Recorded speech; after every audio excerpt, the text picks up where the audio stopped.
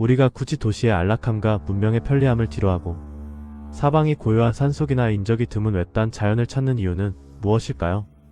빽빽한 빌딩 숲을 벗어나 사방이 완벽한 정막으로 가득 찬 산속에서 맞이하는 밤은 일상에 지친 현대인들에게 더할 나위 없는 치유와 해방의 시간을 선물하곤 합니다. 단단한 콘크리트 벽과 이중창 대신 오직 1mm도 되지 않는 얇은 천 한 장으로 만들어진 나만의 작은 요새인 텐트. 그 안에서 우리는 밤하늘에 쏟아지는 별을 보고 풀벌레 소리를 들으며 비로소 자연과 하나가 되는 완벽한 자유를 만끽한다고 착각합니다.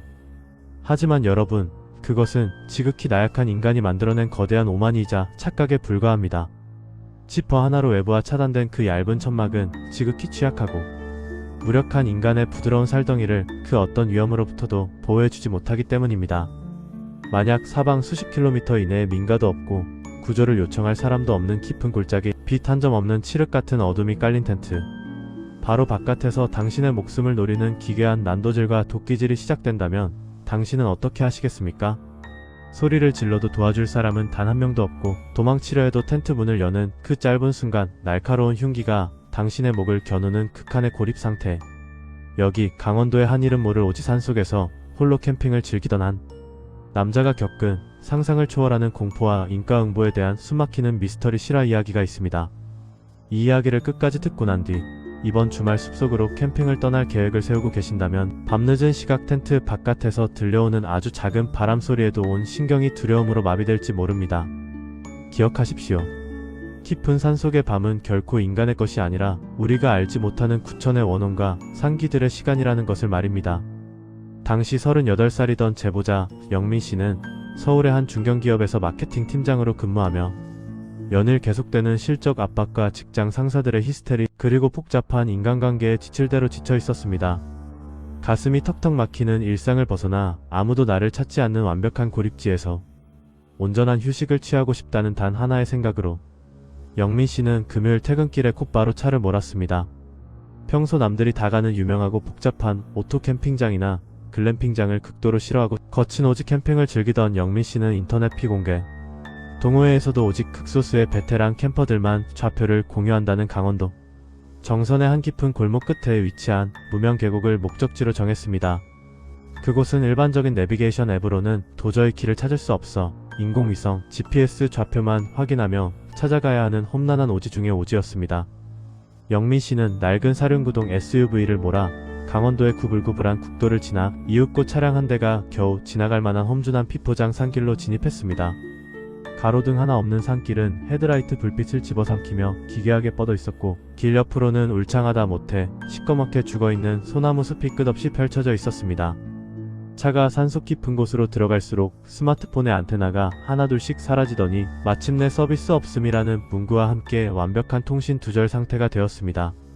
세상과 연결된 유일한 끈이 끊어지는 순간이었지만 영민씨는 오히려 묘한 해방감을 느끼며 엑셀을 밟았습니다.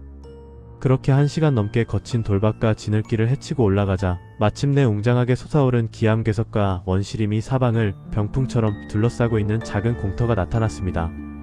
공터 바로 옆으로는 얼음장처럼 차갑고 맑은 계곡물이 세차게 흐르고 있었는데 사방을 둘러보아도 인공적인 불빛이나 사람의 흔적은 눈을 씻고 찾아볼 수 없는 완벽한 원시의 공간이었습니다. 영민씨는 감탄을 터뜨리며 차에서 장비를 내리기 시작했습니다. 계곡 바로 옆 둥글둥글한 자갈들이 깔린 명당 자리에 카키색 밀리터리 풍의 원터치 텐트를 던져 고정하고 그 위로 거센 산바람을 막아줄 타프를 꼼꼼하게 설치했습니다. 나만의 작은 요새가 완성되자 영민씨는 미니 화로대에 참나무 장작을 차곡차곡 쌓아 올리고 불을 지폈습니다. 타닥타닥 소리를 내며 밤 공기를 붉게 물들이는 불꽃을 멍하니 바라보는 동안 그간 서울에서 자신을 괴롭히던 모든 스트레스가 연기처럼 날아가는 것 같았습니다. 화로대 위에 두툼한 고기를 구워 시원한 맥주 한 캔을 들이켜는 순간의 행복은 그야말로 형용할 수 없을 만큼 달콤했습니다. 어느덧 시계 바늘이 밤 11시를 넘어가자 사방은 칠흑 같은 어둠으로 완전히 밀봉되었습니다. 산 위에서 내려온 자욱한 안개가 계곡 주변을 감싸 안았고 오직 물소리와 간간히 불어오는 서늘한 산바람에 소나무 가지들이 부딪히며 내는 스산한 마찰음만이 고요한 정막을 깨우고 있었습니다. 영민씨는 제법 쌀쌀해진 밤 공기에 몸을 으스스 떨며 화로대에 남은 불씨에 물을 부어 확실하게 소화했습니다. 그리고 치치직 소리를 내며 꺼지는 연기를 뒤로한 채 텐트 안으로 들어가 두꺼운 동계용 침낭 속으로 몸을 쏙 집어넣었습니다. 폭신한 에어매트 위에 누워 눈을 감자 감당할 수 없는 피로감과 기분 좋은 안락함이 몰려왔고 영민씨는 이내 깊은 잠에 빠져들었습니다. 시간이 얼마나 흘렀을까? 영민씨는 온몸의 세포가 하나하나 곤두서는 듯한 극심한 한기와 척추를 타고 흘러내리는 불길한 예감에 번쩍 눈을 떴습니다. 눈을 뜨자마자 마주한 것은 스탠드 불빛 하나 없는 텐트 내부의 완벽한 암흑이었습니다. 묘하게 가슴이 턱턱 막히고 숨을 쉬기 힘든 압박감이 온 방 안을 채우고 있었습니다. 영민씨는 손목시계를 들어 버튼을 눌렀습니다. 주황색 백라이트 화면에 찍힌 숫자는 정확히 새벽 1시 50분이었습니다. 새벽이 되면서 산속의 기온이 급격하게 떨어진 탓도 있겠지만 이번에 느껴지는 추위는 단순한 날씨 탓이 아니었습니다. 마치 거대한 얼음 덩어리가 텐트 안으로 스며든 것처럼 뼈가 시려오는 기이한 한기였습니다. 그리고 무엇보다 이상한 것은 주변의 소리였습니다. 초저녁까지만 해도 계곡물 소리와 함께 산 전체를 가득 채우던 그 수많은 풀벌레 소리와 올빼미, 울음소리가 거짓말처럼 단 한 가닥도 들리지 않았습니다. 세차게 흐르던 계곡물 소리마저 무언가 두꺼운 천으로 막아놓은 것처럼 둔탁하고 아슬하게 들려올 뿐이었습니다. 산 전체가 마치 거대한 공동묘지처럼 숨을 죽인 채 영민씨의 텐트를 내려다보고 있는 듯한 숨막히는 정막이었습니다. 영민씨는 무의식적으로 침낭끈을 꽉 조이며 숨을 죽였습니다. 바로 그 순간이었습니다. 텐트 바깥 불과 2m도 되지 않는 바로 옆 자갈밭에서 숲의 정적을 무참히 찢어발기는 정체 모를 거대한 소음이 들려왔습니다. 쿵하는 소리가 울려 퍼졌습니다. 그것은 날카롭고 묵직한 거대한 철제 날붙이가 단단한 땅바닥이나 바위에 사정없이 내리쳐질 때 나는 둔탁하고 소름 끼치는 타격음이었습니다. 너무나 갑작스럽고 거대한 소리에 영민씨는 심장이 입 밖으로 튀어나올 것처럼 놀라며 침낭 속에서 온몸이 딱딱하게 굳어버렸습니다. 처음에는 커다란 야생 멧돼지나 곰 같은 산짐승이 먹이를 찾다가 바위를 들이받은 것이 아닐까 생각했습니다. 제발 산짐승이기를, 그냥 지나가는 동물이기를 바라며 영민씨는 이불을 뒤집어 썼습니다. 하지만 이어서 들려오는 소리는 명백히 지능을 가진 인간의 인위적이고 반복적인 행동을 뜻하고 있었습니다. 스으쿵 스으쿵 하는 소리가 밤의 정막을 타고 반복되었습니다. 무언가 묵직한 물체를 허공으로 높이 치켜 올렸다가 바닥을 향해 온 힘을 다해 사정없이 내리찍는 소리, 그것은 의심할 여지 없는 거대한 벌몽형 토끼로 땅을 내리치는 무시무시한 토끼질 소리였습니다. 영민씨는 머릿속이 하얗게 탈색되는 것 같았습니다. 이곳은 사방 수십 킬로미터 이내에 민가도 없고 주차해둔 자신의 차 외에는 그 어떤 이동수단도 없는 깊은 외딴 골짜기였습니다. 그런 곳에 인적조차 없는 새벽 2시에 왜 정체 모를 누군가가 내 텐트 바로 옆에서 미친듯이 토끼질을 하고 있단 말인가. 상식적으로 도저히 이해할 수 없는 상황에 영민씨는 극한의 공포를 느끼며 온몸에 소름이 돋아났습니다. 소리를 질러 뉘시냐고 물어볼 엄두조차 나지 않았습니다. 만약 바깥에 있는 존재가 온전한 정신이 아닌 살인마나 미치광이라면 안에 사람이 있다는 것을 확인하는 순간 텐트 천을 찢고 도끼를 휘두를 것이 뻔했기 때문입니다. 영민씨는 숨소리조차 내지 않기 위해 두 손으로 입과 코를 틀어막은 채 눈물이 찔끔 날 정도의 공포 속에서 텐트 입구 쪽을 뚫어지게 응시했습니다. 다행히 하늘에 뜬 보름달의 희미한 달빛이 자욱한 안개를 뚫고 내려와 텐트 내부로 투영되고 있었습니다. 텐트의 카키색 천은 바깥의 실루엣을 희미하게 보여주는 거대한 스크린이 되어 있었습니다. 그리고 영민씨는 서서히 텐트 천 위로 드러나는 바깥의 실루엣을 확인한 순간 심장이 그대로 정지해버리는 것 같은 극한의 공포와 마주하게 되었습니다. 텐트 전면부 천 위에 일렁이며 나타난 그림자는 일반적인 인간의 체구를 훨씬 뛰어넘는 거대한 덩치를 가진 한 남자의 형상이었습니다. 어깨가 비정상적으로 넓고 구부정한 거구의 실루엣.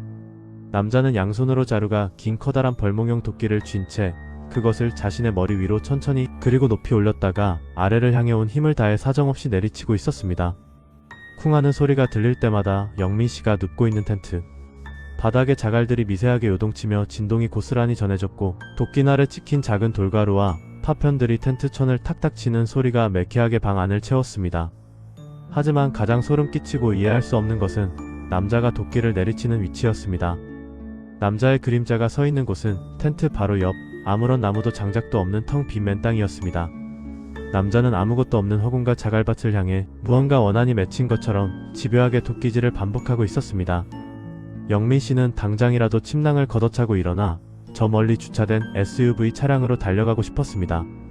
하지만 차 키가 들어있는 가방은 하필이면 텐트 저 멀리 구석에 처박혀 있었고 깜깜한 어둠 속에서 가방을 뒤적거리며 지퍼를 여는 작은 마찰음이라도 나는 순간 저 바깥의 거구가 알아차릴 것은 자명한 이치였습니다. 만약 문을 열고 나가는 순간 그 날카로운 도끼날이 자신의 정수리를 향해 일직선으로 떨어질 것을 상상하자 다리가 벌벌 떨려 손가락 하나 움직일 수 없었습니다.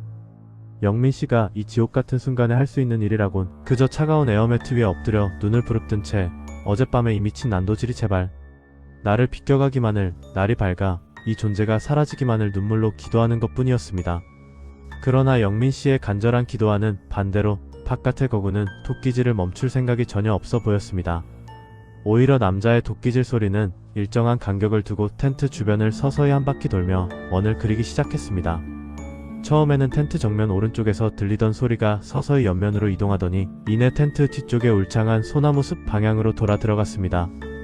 쿵쿵 하는 둔탁한 타격음이 들릴 때마다 소리는 점점 더 영민씨의 뼈와 살에 가까워지는 듯한 환각을 불러일으켰습니다. 그리고 마침내 영민씨가 침낭에 누워 머리를 두고 있는 바로 머리맡 텐트 천 너머에서 소리가 멈추었습니다. 텐트 천단 한 장, 불과 몇 센티미터의 거리도 되지 않는 바로 그 머리. 차단벽 너머에 정체 모를 괴물이 서 있는 것이었습니다. 달빛을 등진 거구의 그림자가 영민씨의 머리 위 천위로 거대하고 뚱뚱하게 드리워졌습니다. 남자는 도끼를 머리 위로 번쩍 들어 올린 채 행동을 멈추었습니다. 밤의 장막 속에서 거친 숨을 몰아쉬는 남자의 기괴한 호흡. 소리가 얇은 천을 뚫고 영민씨의 귓가에 고스란히 꽂혔습니다. 쌕쌕거리며 쇳소리가 섞인 남자의 숨소리는 살아있는 인간의 호흡이라기보다는 거대한 짐승의 날숨에 가까웠습니다. 극도의 긴장감으로 영민씨의 심장이 터지기 직전 머리만 너머에서 도저히 인간의 것이라고는 믿을 수 없을 정도로 낮고 긁히는 듯한, 마치 목뼈가 부러진 사람이 억지로 쥐어짜내는 듯한 기괴한 목소리가 들려왔습니다. 여기 한 마리, 여기도 한 마리. 아직 덜 묻었네. 남자는 알 수 없는 말을 중얼거리더니 이내 영민씨의 대가리가 있는 바로 옆 땅바닥을 향해 온 힘을 다해 쿵하고 마지막 도끼질을 내리쳤습니다. 귀를 찢는 듯한 거대한 타격음과 함께 텐트 벽이 영민씨의 얼굴 쪽으로 확 밀려 들어왔고 영민씨는 극도의 공포와 정신적 충격을 이기지 못하고 그 자리에서 비명을 지르며 그대로 의식을 잃고 암흑 속으로 추락했습니다. 차가운 산 안개가 자욱하게 낀 토요일 아침이 되어서야 영민씨는 겨우 눈을 떴습니다. 텐트 안으로 스며드는 은은한 아침 햇살과 함께 저 멀리서 들려오는 청아한 새들의 지저귐 소리, 그리고 변함없이 시원하게 흐르는 계곡물 소리가 영민씨의 흐릿한 정신을 깨웠습니다. 텐트 안은 어젯밤에 그 피비린내 나던 공포가 거짓말이었던 것처럼 평화롭고 고요하기만 했습니다. 영민씨는 온몸이 식은 땀으로 축축하게 젖은 채 자리에 앉아 거친 숨을 몰아쉬었습니다. 내가 너무 피곤해서 지독한 가위 눌림이나 악몽을 꾼 걸까? 그래, 세상에 그런 미친놈이 어디 있겠어.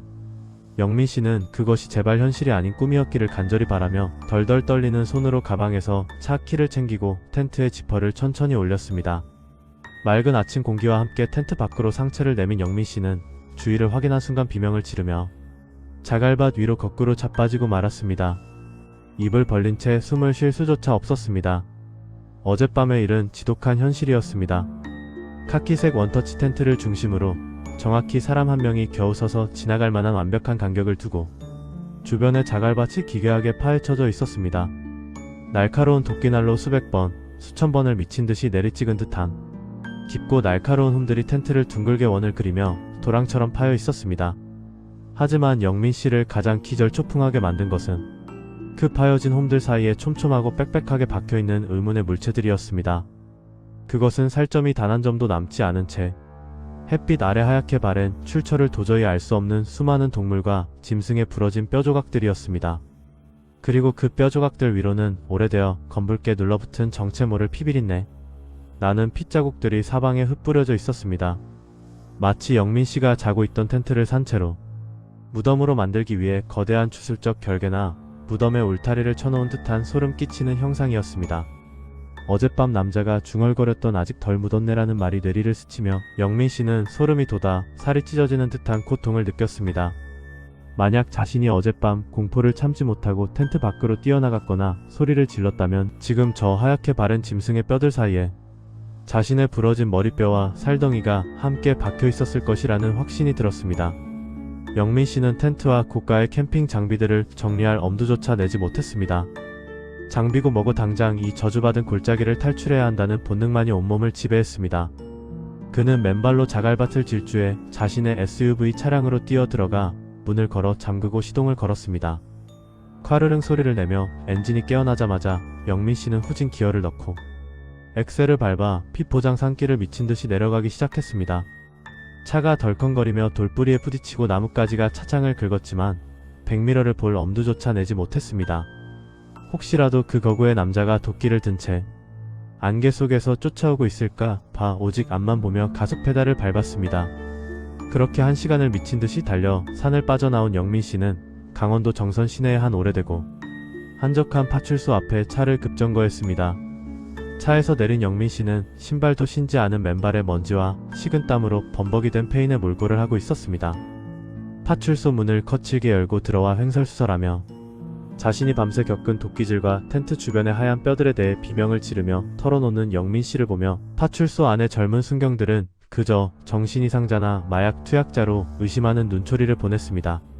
하지만 그 모습을 조용히 지켜보던 머리가 희끗희끗하고 나이 지긋한 한 노경이의 얼굴은 서서히 흑빛으로 굳어가기 시작했습니다.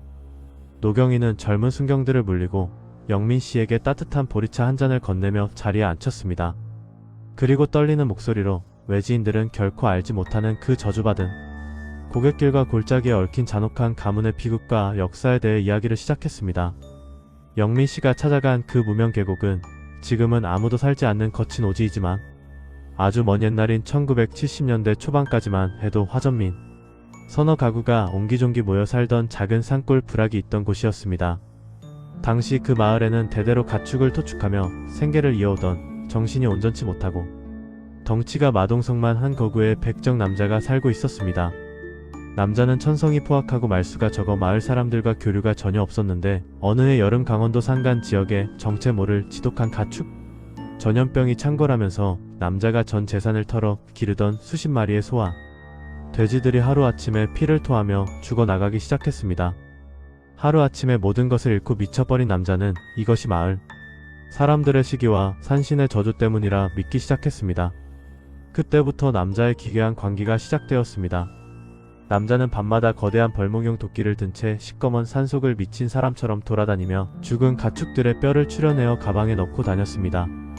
그리고 산속에서 야영을 하거나 길을 잃은 심야의 나그네 혹은 마을 사람들의 집 주변을 밤새 맴돌며 허공을 향해 도끼질을 해대기 시작했습니다. 무속에서 말하는 가장 잔혹한 비방 중 하나인 산사람 매장하기 주술이었습니다. 산사람의 영혼이 머무는 텐트나 집 주변에 죽은 짐승의 뼈와 피를 심어 무덤의 결계를 침으로써 살아있는 인간의 정기와 영혼을 통째로 묶어 귀신들에게 제물로 바치고 가문의 복수를 꿈꾸었던 것입니다. 결국 남자는 광기에 차 마을 가옥에 불을 지르고 자신 또한 그 깊은 계곡 속에서 도끼를 품에 안은 채 비참하게 굶어 죽어 생을 마감했습니다. 하지만 남자가 죽은 이후로도 그 골짜기는 원한으로 가득 찬 산기의 소굴이 되었고 가끔 멋모르고 찾아와 텐트를 치고 야영을 하는 외지인 캠퍼들 사이에서 밤새 텐트 주변을 돌며 도끼질을 하는 거구의 괴물과 하얀 뼈들을 목격했다는 소름 끼치는 제보가 수십 년 동안 끊이지 않고 이어져 왔던 것입니다. 그 산기가 어젯밤 자네의 텐트를 발견하고 새로운 산짐승 재물이 제 발로 걸어 들어왔다며 밤새 저주의 무덤을 파고 뼈를 묻은 게야. 자네가 어설프게 인기척을 내거나 지퍼를 열고 밖으로 나갔다면 저들이 파놓은 그 도끼 자국 홈속에 자네의 사지가 찢겨 동물의 뼈들과 함께 묻혔을 걸세. 정신을 잃고 숨을 죽인 것이 자네 목숨을 살린 천운이었어. 노경이의 나직한 음성이 파출소 안의 차가운 공기를 흔들었습니다. 영민 씨는 소름이 돋아 살점이 마비되는 듯한 극도의 공포감에 사로잡혀 들고 있던 컵을 바닥에 떨어뜨리고 말았습니다. 우리가 문명의 편리함을 뒤로하고 대자연의 아름다움과 고요함이라 믿으며 찾아가는 깊은 산속의 밤. 하지만 그 칠흑 같은 어둠 속에는 우리가 감히 상상조차 할 수 없는 오래된 원한과 굶주린 추술의 광기가 숨죽인 채 날카로운 도끼날을 갈고 있을지 모릅니다.